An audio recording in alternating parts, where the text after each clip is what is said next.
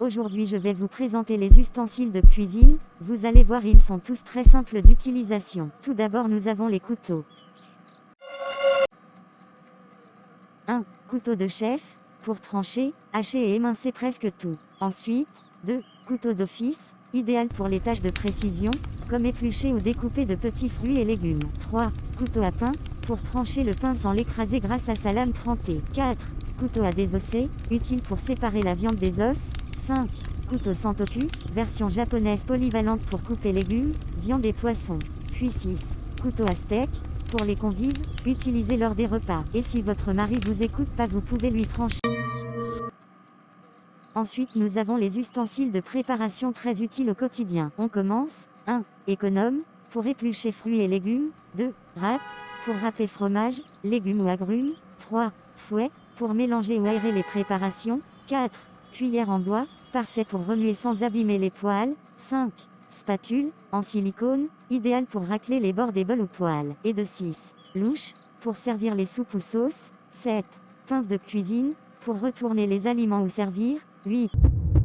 Maryse, spatule souple, pour récupérer toute la pâte dans un bol. 9. Passoire, pour égoutter pâte, riz ou légumes. 10. Chinois, pour filtrer les sauces ou soupes. 11. Planche à découper, une pour les légumes, une autre pour la viande. 12. Balance de cuisine, pour peser avec précision. 13. Tasse et cuillère à mesurer, pour les recettes précises. 14. Rouleau à pâtisserie, pour étaler les pâtes. 15. Mixeur plongeant, optionnel, pour mixer soupe et sauce, ou votre mari. Ensuite nous avons les casseroles et poêles. Très important en cuisine. 1. Casserole petite, pour chauffer sauce ou petites portions. 2. Casserole moyenne, pour cuire légumes, riz ou pâtes. 3. Grande casserole, pour les soupes ou grande quantité. 4. Poêle moyenne, idéal pour cuire viande ou légumes sautés. 5.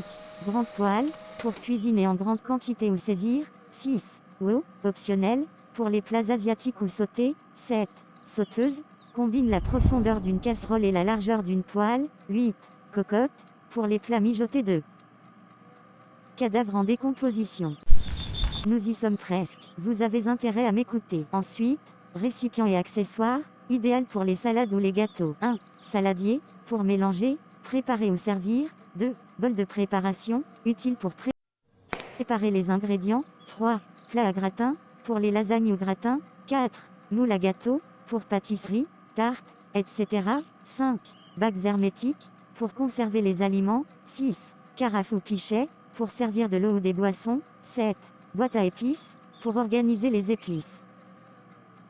Vous voulez épicer et accompagner le cadavre? Et enfin les outils de cuisson et finition pour compléter et aider en cuisine. 1. Thermomètre de cuisine, pour vérifier la température des viandes ou sirops. 2. Pinceau de cuisine, pour badigeonner huile, beurre ou sauce. 3. Torchon de cuisine, indispensable pour essuyer ou manipuler des plats chauds. 4. Grille de refroidissement, pour refroidir pâtisserie ou pain. 5. Couteau électrique ou trancheuse, optionnel,